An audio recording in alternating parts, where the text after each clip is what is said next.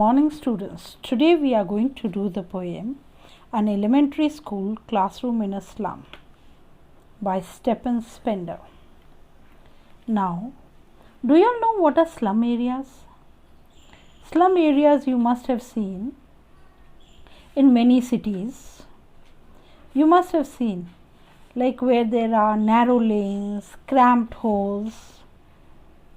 And this poem, the theme of this poem is that Stephen Spender is telling us that how much social injustice and class inequalities are there. He is talking about two different and incompatible worlds.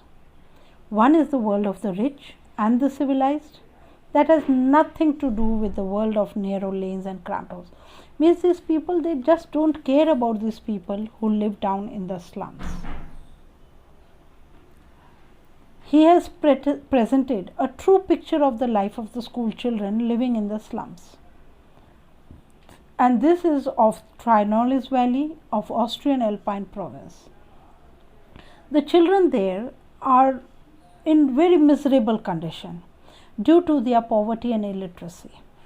क्योंकि उनके वहाँ कोई पढ़ाई ऐसी नहीं है, education कोई दे नहीं रहा है, तो बेचारे सारे illiterate हैं. And they are very poor. They are even very sad. They are just like the rootless weeds. Weeds जो घास होती है, जो अपने को नहीं चाहिए होती है, उसी तरह ये बच्चे भी हैं. They are physically very weak and undernourished. Sanitation नहीं है, undernourished है, खाने को कुछ नहीं है. They are so poor and they do not even have opportunity to enjoy the real blessings of life. जो real life है, जो दूसरे लोग देखते हैं, इनको बेचारों को कुछ नहीं मिलता. So he wants us to remove social injustice and class inequality. So in this poem, I've already told you what the poet is trying to tell us. He is showing us the children who are sad, who are with gloomy faces. They have a number of disease due to poverty. They are not well. The classroom is very dirty. It is only when someone comes for inspection, then they are visited. During that time, this area is visited. Otherwise, no one even cares about them. So, I will start with the first stanza. Far, far from gusty waves, these children faces, like rootless weeds, the hair torn round, their parlor, the tall girl with her weighed down head, the paper-seeming boy with rat's eyes, the stunned, unlucky hair of twisted bones, reciting a father's gnarled disease, his lesson from his desk, at back of the dim class, one unnoted, sweet and young, his eyes live in a dream of squirrel's game in tree house other than this. Now here the poet is describing the children who study in an elementary school. He is saying some of these children, their faces are very dull, they are without any energy, and their age also. These children are compared to the unwanted weed, जिस weed की कोई ज़रूरत नहीं है. Here the writer also wants to say that these children seem to be unwanted like the unpleasant weeds. जैसे मैंने बोला ना, weeds unwanted grass जो होती है, जिसकी कोई ज़रूरत नहीं है, उसी तरह बेचारे इन बच्चों की हालत है. उसी तरह the children are untidy. They even haven't combed their hair. Then he describes a tall girl who seems to be burdened by poverty and responsibility, who has to look after the younger brother and sister क्योंकि उसके parents बाहर काम करने गए हैं. But at the end of the class, there is one young boy जिसकी आंखें चमक रही है, who is thinking, who is dreaming that he wants to achieve something.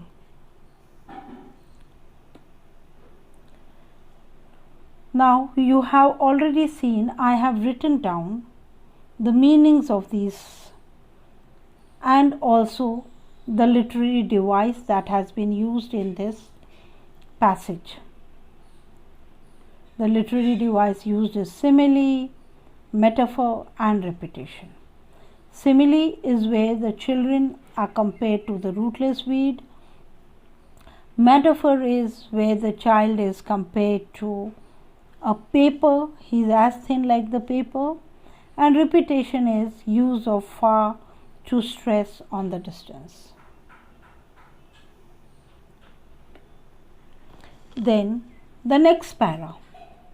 On sour cream walls, donation Shakespeare's head, cloudless at dawn, civilized dome, riding all cities, bellied flowery, Trinolus valley, open-handed map, awarding the world its world, and yet for these children, these windows, not the map, their world, where all their futures painted with a fog, a narrow street sealed in with a lead sky, far, far from the rivers, scapes, and stars of word.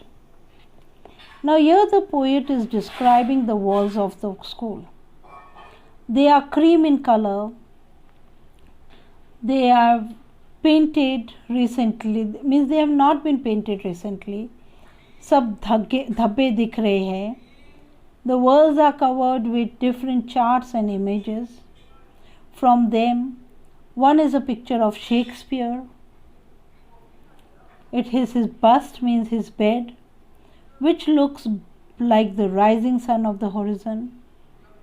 Then at the time of the daybreak, the sun is rising at the horizon and is semicircular like a dome shape. Then he also talks about the Trinolus valley, which is filled of beautiful flowers. Then he says that there is a map of the world, but it is irrelevant because these slum people don't know anything about them. They are never shown to live in different way and how the people live in this world. No one has ever thought about them. They have never even looked out of the window of the classroom, means of the slum area. Their future is full of darkness. And even their future is what? It's just compared to the narrow street, where there is no wide scope available for them. They are only put into this. They do not have any light of knowledge and education. Here the literary devices used in this paragraph are metaphor, where the walls are described to the dull as sour cream, means to the sour cream walls, and the future of the kids to the narrow streets. Then assonance is used, which is, I've told you, repetition of any vowel sound. Here the sound E is used. Then allusion, the reference is given to a well-known person, that is Shakespeare's head, Trinolus valley, and repetition, far is again repeated. So you can see the slum area class, how their walls are all sour, not painted. Then we have the stanza 3.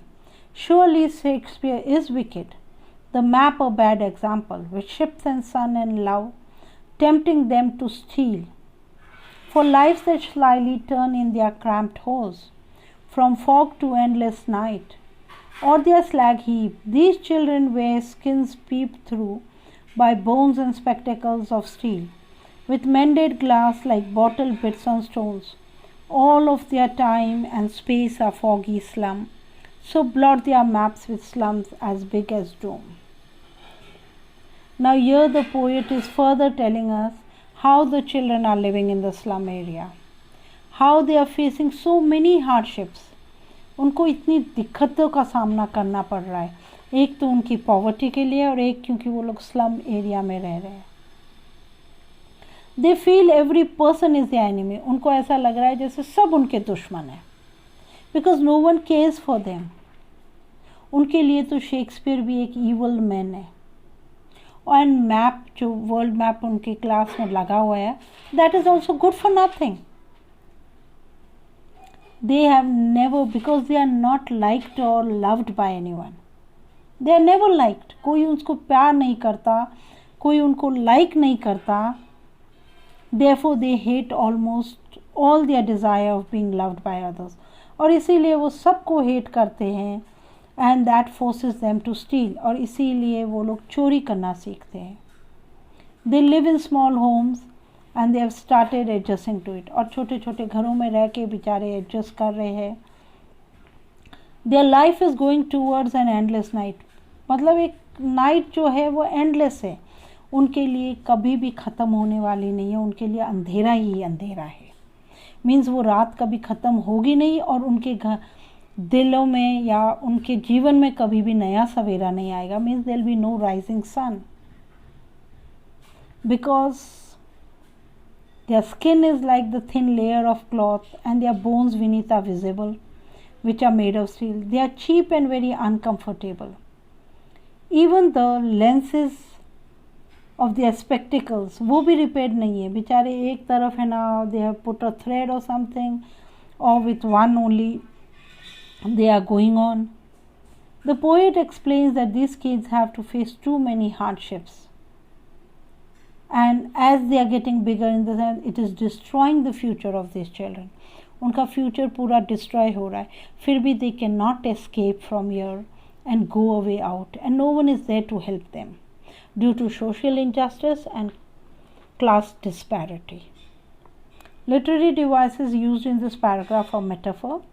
Their homes are compared to, they are very small, and so they are compared to cramped holes. Similarly, they are repaired spectacles. They are compared to like bottle bits of stones. Alliteration, use of F sound, means from fog. Stanza 4. Unless governor, inspector, visitor, this map becomes their window, and these windows that shut upon the lives like catacombs, break, oh break, open till they break the town, and show the children to green fields, and make their world run azure on gold sands, and let their tongues run naked into books, the white and the green leaves open, history theirs whose language is the sun. The poet is saying that the government should take notice of the problems that are being faced by these kids. He urges them that change their life. There need to be break the restrictions which are put on them due to this poverty. These people also, these ये जो बच्चे हैं, they also need to achieve their dreams. उनको भी अपनी dreams achieve करनी है. वो ये कह रहे हैं कि let their sky, जो फॉग है, जो लेडन टाइप है, उससे बाहर निकल के वो भी एक राइजिंग सन में जाए, ओपन फील्ड्स में वो भी खेले, उनका भी एक कोई ब्राइट फ्यूचर हो. वो चाहता है कि they also go out and experience the beauty of nature and the desire of gaining knowledge. Then they will only go through this white and green leaves. यह जो वाइट लीव्स डिपिक्ट करती है वो बुक्स है, और green leaves है वो nature है. This will help them result in their progress, and they'll be able to paint a bright future. बोले इससे जब वो बाहर जाएंगे, वो नेचर में जाएंगे, तो उनके लिए भी एक bright future होगा. The literary device here used here is metaphor. Books and nature, जो white green leaves open है, उनसे compare किया हुआ है. और anaphora है use of repeated words, जैसे run azura, run naked. So you've seen what are the literary devices used in this poem. So you can see I have already told you how these people live in the slum area.